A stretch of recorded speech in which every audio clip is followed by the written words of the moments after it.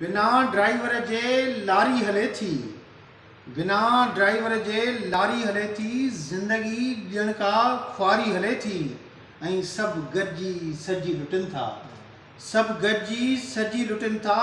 Corruption जी राति कारी हले थी ऐं कंहिंखे का परवाह ई नाहे, कंहिंखे का परवाह ई नाहे। चौतरफ़ आह ज़ारी हले थी ऐं वसीलनि जी थी भींग वई आहे, वसीलनि जी थी भींग वई आहे। कारूंजर कटण जी तयारी हले थी ऐं हूअ बि हाणे नवां नखरा करे थी, हूअ बि हाणे नवां नखरा करे थी। रोज़ नई मुंहुं मारी हले थी ऐं ओवर बिलिंग बि खून थी चूसे, ओवर बिलिंग बि खून थी चूसे। लोड शेडिंग राति सारी हले थी ऐं लती वरस्ती जो हाल न पुछो, लती वरस्ती जो हाल न पुछो। बिना अॻवान अधु उधारी हले थी ऐं सिंध पब्लिक सर्विस कमीशन में, सिंध पब्लिक सर्विस कमीशन में मेरिट बजाए ख़रीदारी हले थी।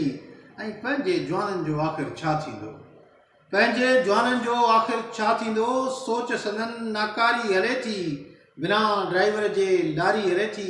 ज़िंदगी ॼण का ख्वारी हले थी ऐं अॻिते त अॼु बि मुंहिंजी पाक सिंधड़ीअ में, अॼु बि मुंहिंजी पाक सिंधड़ीअ में कुधी रस्म कारो कारी हले थी ऐं काथे थो को क़ाइदो कानून हले, काथे थो को क़ाइदो कानून हले। सिंध में बसि सरदारी हले थी ऐं अॻिते त ज़मीनूं ज़ालमनि खे लिखी ॾिए थो। गौरतलब शइ, ज़मीनूं ज़ालमनि खे लिखी ॾिए थो, तॾहिं त ज़रदारी हले थी। ज़मीनूं ज़ालमनि खे लिखी ॾिए थो, तॾहिं त ज़रदारी हले थी। ऐं खोखर बसि शेर थो ठाहे उन खां, खोखर बसि शेर थो ठाहे उन खां। काथे जिदोजहद चे वारी हले थी, चे गवेरिया। खोखर बसि शेर थो ठाहे उन खां, काथे जिदोजहद चे वारी हले थी।